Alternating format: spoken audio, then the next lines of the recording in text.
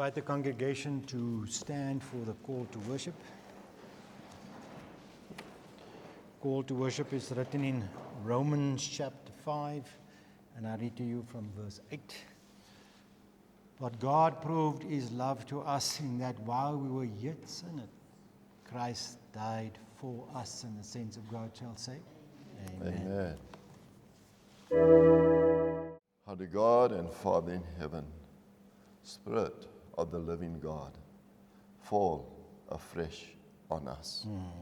Lord, we call upon you in the mighty name of Jesus this morning, that Lord, as you've been with us from this morning until now, we pray, Lord, for a further blessing, as Lord, we will understand what you'd want us to know. Come and bless us further, Lord, as we ask forgiveness of our sins. This we pray in Jesus' name. Amen. Amen.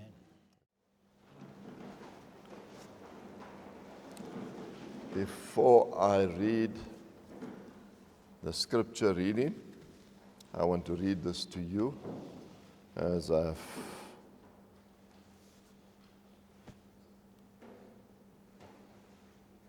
two faithful brothers that always gives good counsel. Today, let's consider the significance of the memorial of what happened on this day in history. At last, Jesus was at rest. The long day of shame and torture was ended. The last rays of setting sun ushered in the Sabbath. The Son of God lay in quietude in Joseph's tomb. His work completed, his hands folded in peace, he rested through the sacred hours of the Sabbath day. And then we wish you a contemplative Sabbath. And if you read the next paragraph in the book, you will see why it's a joyous one too. Thank you for that quotation. Our scripture reading is found in Isaiah 6, verse 3. And one cried unto another and said, Holy, holy, holy is the Lord of hosts. The whole earth is full of his glory. And the Lord will add a blessing to the reading of his word. Amen. Amen. We have truly been blessed thus far. We've actually, in our singing, we've committed ourselves and saying not only to each other here, but to God our Father in heaven, that when the roll is called up yonder, we will be there. Amen. I was just thinking, what if the Sabbath wasn't so important as we as Seventh-day Adventists make it? How many people would be in heaven? But sadly, we know this is the truth of God's word, that the way that leadeth to eternal life is narrow and steep. Few there be that find it. And this is not just referring to the people outside, my brothers and sisters. It's referring to you and I as God's children. The way is narrow and steep. Few there be that find it. It's something to think about as God's children today. The holiness of God is revealed in the strength and power of his Christ, even in death. Revelation 4 verse 8, the last part of the verse says, Holy, holy, holy, Lord God Almighty, which was and is to come. And then, my brothers and sisters, there's something, the way I look at this verse tells me something else than what we reveal to others in this world that we live in, this world of sin. But God commended his love toward us in that while we were yet sinners, Christ died for us. Do you term yourself as a sinner today? Then the transformation of Christ's saving grace has not worked in your life. It's important to realize that after Christ offering his life on that cruel cross of Calvary for you and I, when he did that, heaven was emptied to prove the love of God to all humanity, including you and I as we sit and as I stand here today. So it's important to know that through repentance, we receive the grace of God. And we are washed by the precious blood of Jesus. And when we are washed by the precious blood of Jesus, 1 John 1 verse 9 tells us that all unrighteousness is removed because of Christ within. Now, if Christ, let me see the hands, and you need to show me. Is Christ in your life? Hallelujah. I praise the Lord for all the hands this morning. And as our hands went up, you might have a different view in what I'm going to say, but this I believe with my whole heart. If Christ is in you and I, the hope of our glory, how can we call ourselves sinners? And I hear this many times from Christians. But when you say, oh, but Christ came for sinners, no. He came for sinners, but to change their lifestyle into saints of the Most High God. And this is why we as God's people are a peculiar people, a royal nation, called by God, that we should live by the principles given in Scripture as close as possible. And I mustn't say as possible, because all things are possible through Christ when we depend upon Him. The holiness of God's character should definitely be portrayed through us in the strength and power of His Christ. Not only outside there, but right within the church of God. My brothers and sisters, our lives need to be transformed more and more in the glory of God. Yes, we know that God is not finished with us yet. Some are still struggling with things in their life, in their personal lives. Some are still struggling with this and that. But for you and I who really truly know what God expects of us, we need to stand with the authority of God's word to allow Christ's life portrayed within us to reveal the holiness of God, of God's character within us. And when with those many words that I've just said there now, it means that you and I, wherever we go, not only on a Sabbath morning, not only divine service, or not only when we teach and preach Scripture from the front, or when we speak to people outside, but the holiness of God should be present in our lifestyle wherever we go. I was amazed yesterday. We always plan things. And already on Thursday, I said to my wife that we're not working tomorrow. And that was now Friday. We're not working. And I told Michael also, yes, we finish early, we're not working tomorrow.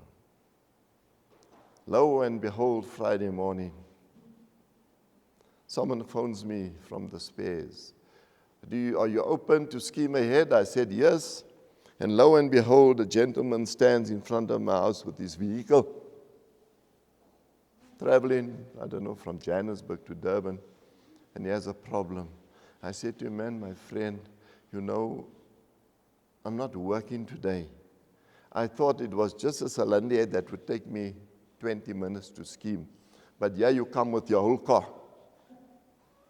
What do? Turn him away? No. I said, I have to phone my mechanic. Not that I cannot do it, but I do know that he would be willing to help me. Called him, and as I planned, he said he's first going to take his wife to town and then come back. I had to go somewhere to do something, and as I went around the corner, I thought to myself, when I get back, I'll start stripping the vehicle. And as I come around the corner, Michael comes past, and I gave him the key. When I came back, he was busy. But you know what? I'm getting to, the job was done, and I told him by 2:30 it would be finished, but before that it was finished. And starting the car, it was perfect, running everything, and the problem that was there was gone. And then eventually when he left, I said to him, man, as you go on your way, let's pray together. Now look at the devil. He's a liar. As I said to him, let us pray. He said, I said to this friend of mine that this is a godly house. Without saying anything, this is a godly house. I said, let's pray for you. And I prayed for them and said and asked the Lord to guide them, take them safely over the way. It wasn't half an hour, 3/4 of an hour after that,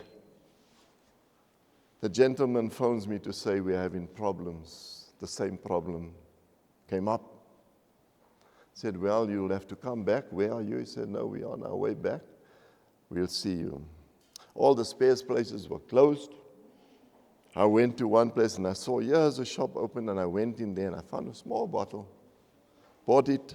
Not a bottle to drink, please. To put in the water system. Eventually they came, they were there, they were standing idling with their vehicle, and went out. And remember, I pray that God must take them safely over the way and no car problems. Remember, we were speaking about prayer. If it doesn't work the way we request. And as I was working, doing what I had to do, put in the stuff, Michael came back, and he was also there to assist. And I said to the driver, now he comes back. He says, man of God. Never said before. Man of God, this happened and what. So while I'm busy, we started the vehicle, running fine after I threw these things in. And I said to the driver, you go just take it for a drive and come back and tell us. He said to me, no, I'm going with him. We'll take a drive, man of God. And we'll let you know what's happening. I think they were quite a bit on the way, and he said, well, the car's heat gate did go up a bit, but never heard from him thereafter. That's the God we serve. And if my brothers and sisters, wherever we go, and whatever we are doing, be it work or play, the holiness of God's character must be portrayed in each and every personal life, wherever we go as God's children. It's very important that we know Jesus is love and truth. And if we live with Jesus within us, what does the Bible say? We no longer live, but Christ lives within. Another statement that I need to read that I received. By the way, let me tell you, we had a very good evening last night. I thought some of you must have seen, we had a poster put out that we're going to sing praises, have a sing-along at my home last night in open air. And the man that would assist us a week ago was in hospital with oxygen. And he was so willing to come, he even phoned me to say, when are you coming? And when I pulled up at his home, he was standing ready to come and play the music for us. We had a good evening. People came from different areas, and even people in our area came as we were singing praises to God for his birth, his death and resurrection. No speaking about the Bible or anything. All people joined in and sang wonderfully together. Even special items were sung. And knowing that I should preach today, did you think I was worried? No. We need to trust in God. I could go to one of them, and yes, I did have another pamphlet that I could use to bring the word of God to you today. When, long story short, when these people, by the way, we prayed for the gentleman plane. Did you know that he had to, before he even came, to put the oxygen in with his machine near him? The machine was there. Never once did he put the machine on until it was finished. He had it on for 5 minutes, and by the way, they didn't leave. Some of the family, they just stayed there. I don't know to what time last night. Did you see any worry in my eye?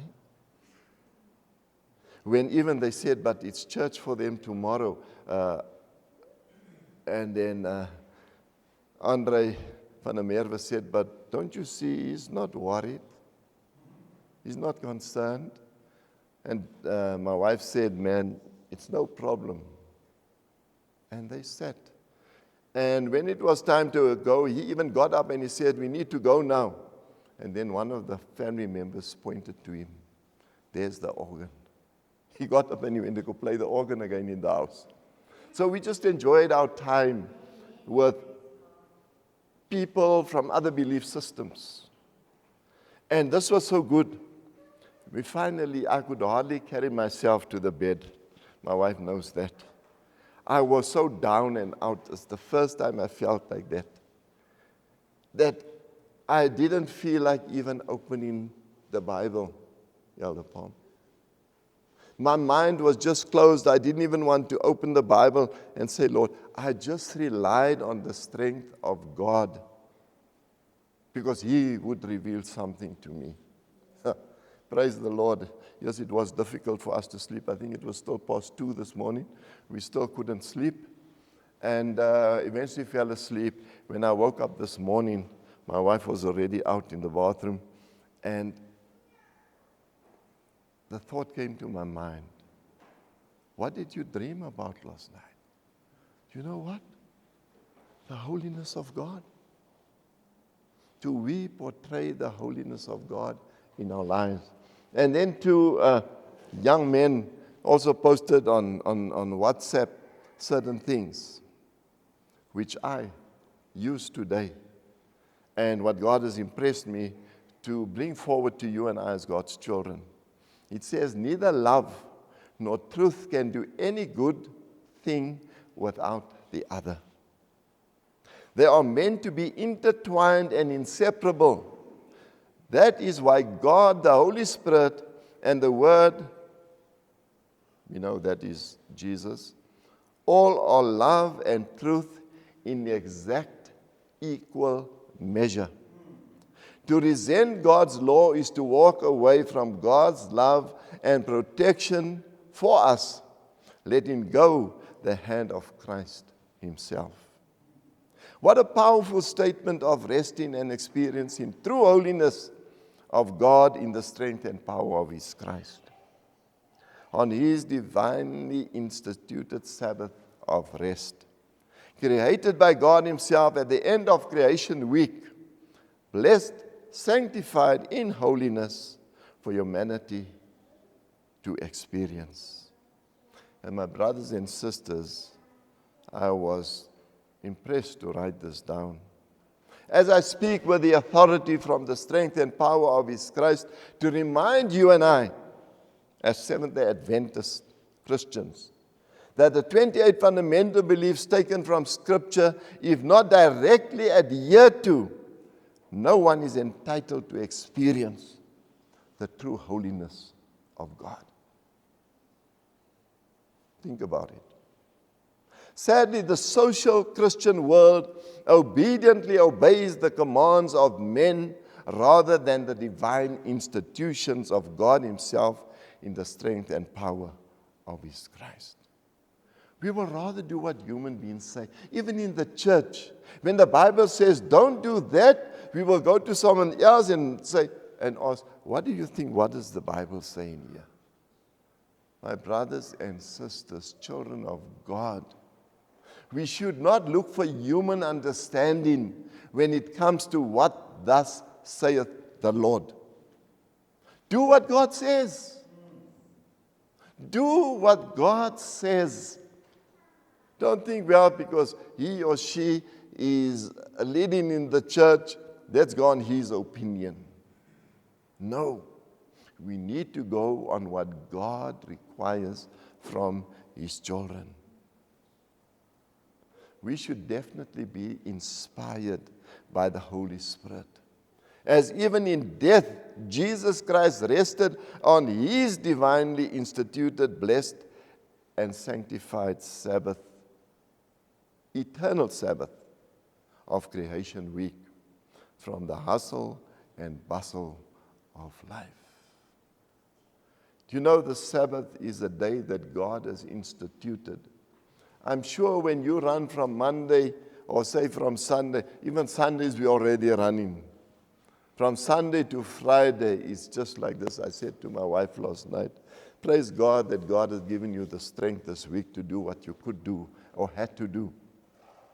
And that is to all of you and I today. It's only through the grace of God. He knows what we need. But while he knows what we need, we still need to request his guidance and his strength through the Holy Spirit. It's important that we take note that the Sabbath is a day of restitution.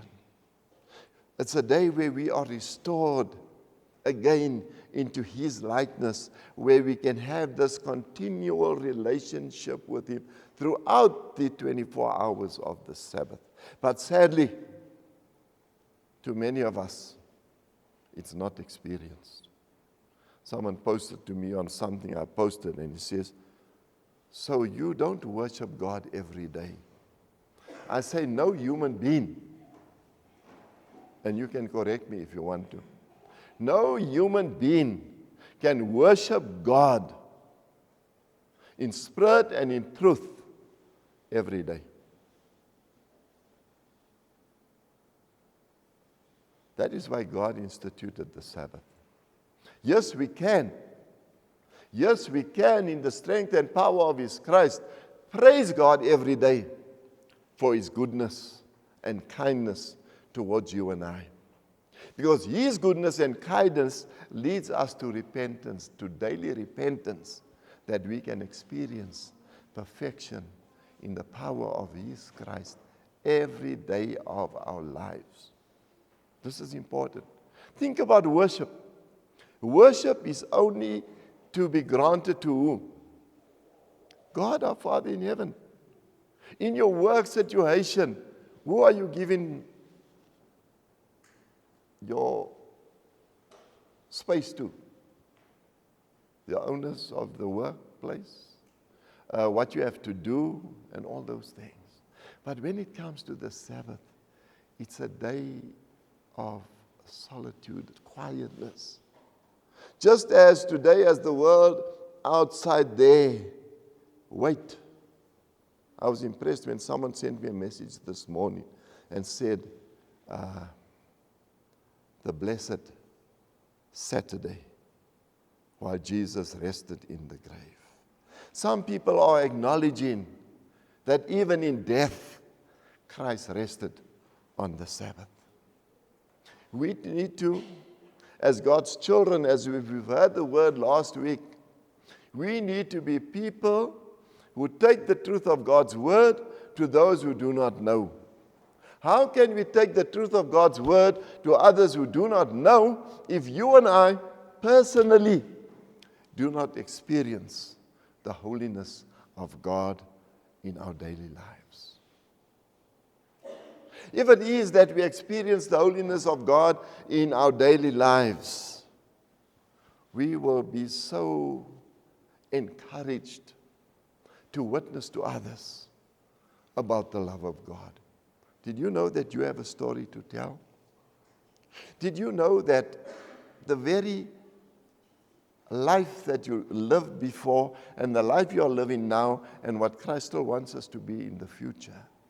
You can tell others of where Christ has taken you and I from to where He's brought us to where we are at, but still revealing the holiness of God in our lives. It's important because if you and I claim Jesus Christ and the Holy Spirit and God in our lives, what type of people shouldn't we be? Think about it. Our messages of today should be more and more on our personal experiences in life and how God would want to lead us and teach us and show us the way that we should go. There's no better way than in Scripture, as Jesus first taught repentance. And after He taught repentance, He spoke about the Beatitudes. And after the Beatitudes, He showed the importance that He did not come to destroy the law of God, but that you and I also should be faithful in obedience to God's requirements. I love the verse of Ecclesiastes, although many people in the Christian world today do not believe in the Old Testament. The New Testament cannot exist without the Old. And the Old will not exist without the New. And so it is important to know that when Jesus said,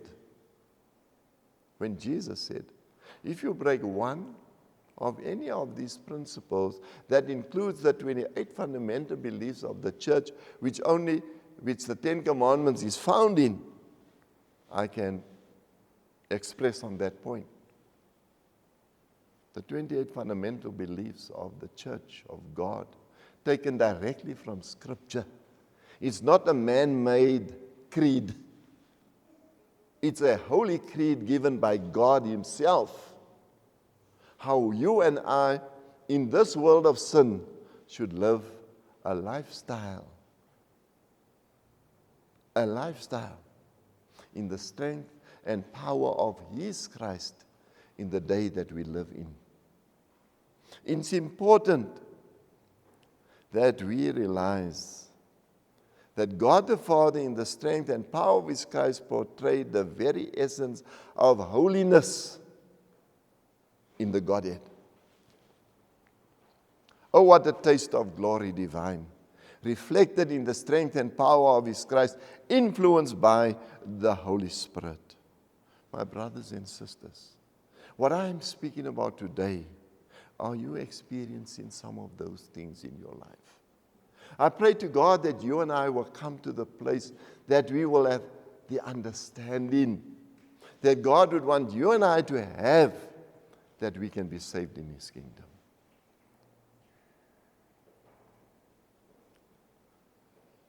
Oh, taste of the glory divine, reflected in the strength and power of His Christ, influenced by the Holy Spirit.